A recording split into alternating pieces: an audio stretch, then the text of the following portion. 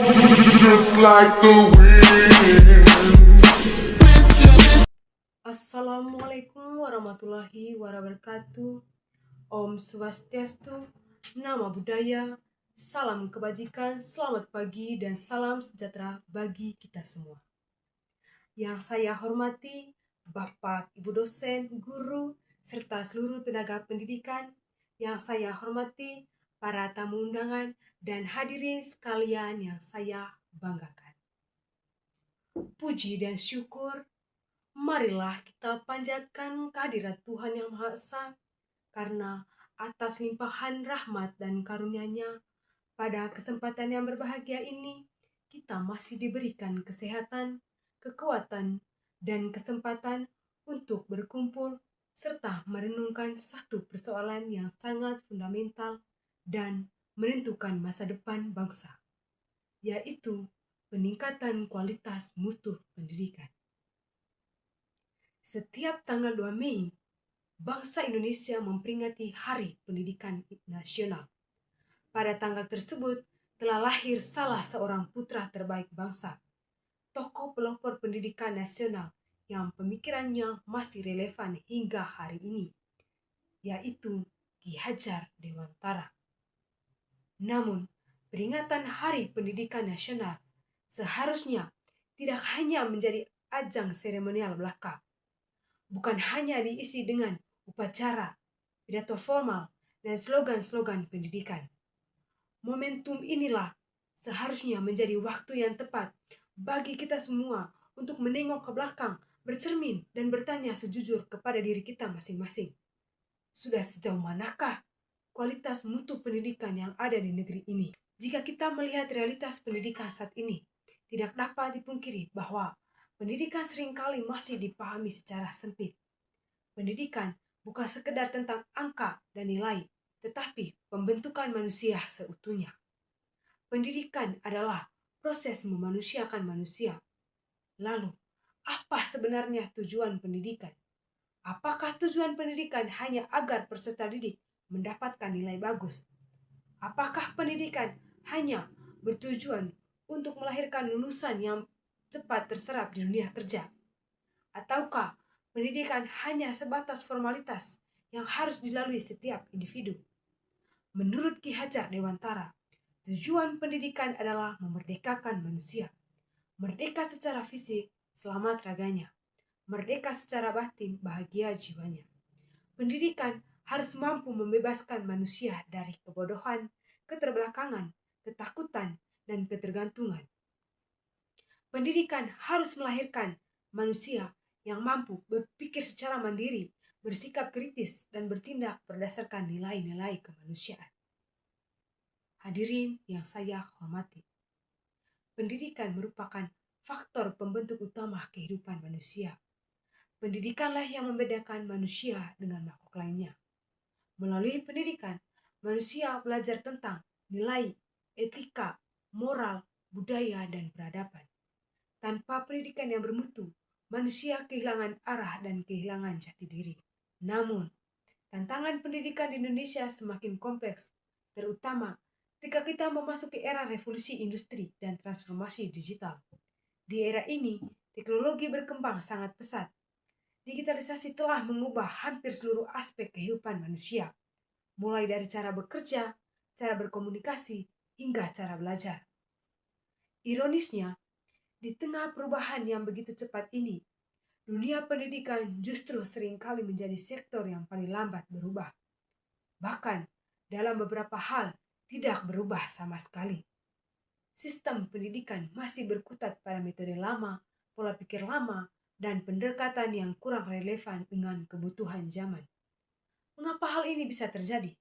Salah satu penyebabnya adalah masih adanya paradigma lama dalam dunia pendidikan. Masih ada pendidik yang merasa dirinya sebagai satu-satunya sumber kebenaran. Guru merasa paling benar dan paling pintar, sementara peserta didik hanya diposisikan sebagai objek pasif yang harus menerima apapun yang diajarkan. Akibatnya, ruang kelas yang tidak menjadi ruang yang memerdekakan, melainkan ruang kelas yang menekan dan membatasi kreativitas. Ruang kelas yang tidak memerdekakan peserta didik akan menciptakan suasana belajar yang tidak menyenangkan.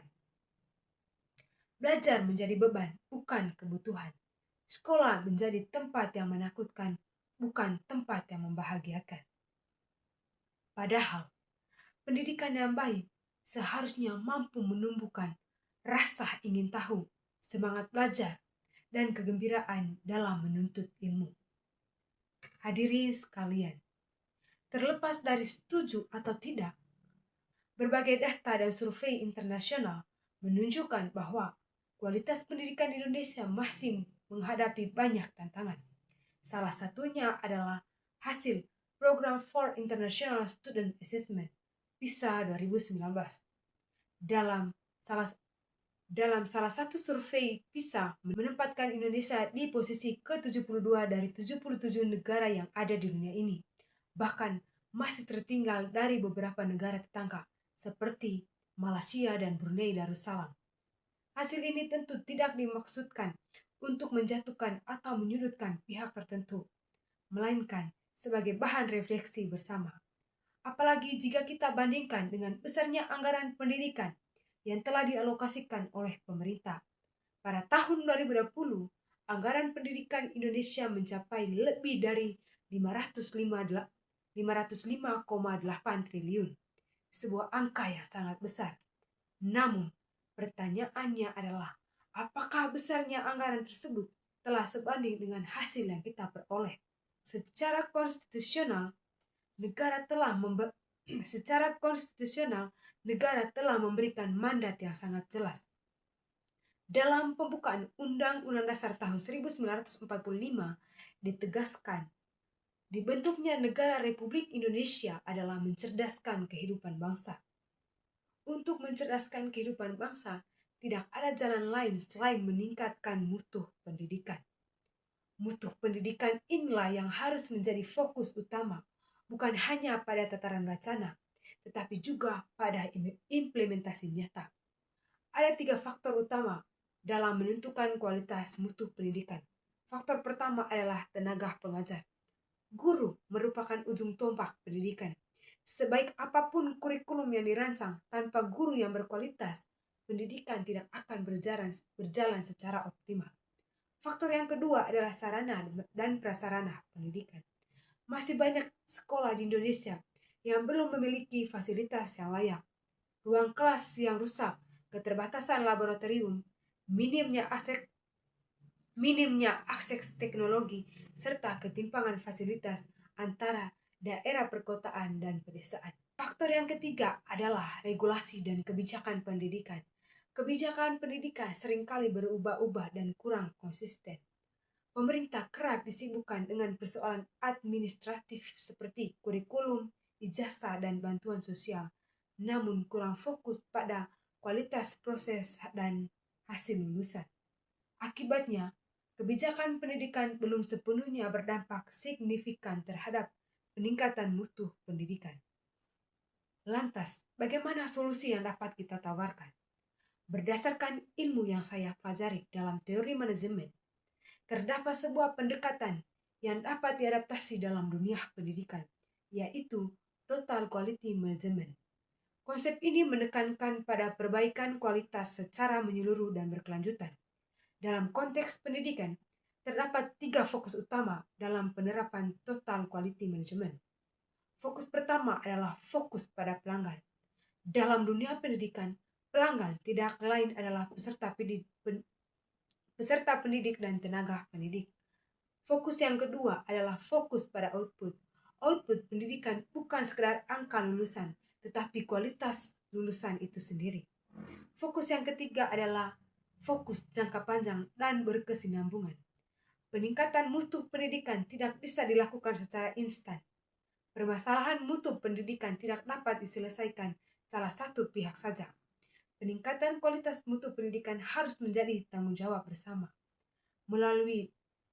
mulai dari pemerintah pusat, pemerintah daerah, lembaga pendidikan, guru, orang tua, peserta didik, hingga dunia usaha dan industri. Salah satu contoh praktik baik dalam dunia pendidikan adalah universitas terbuka. universitas terbuka telah melakukan terobosan melalui sistem pendidikan jarak jauh yang memberikan akses pendidikan kepada siapapun dan dimanapun. Berdasarkan survei lembaga internasional, standar layanan mutu pendidikan universitas terbuka dinilai layak dan sejajar dengan perguruan tinggi di negara lain.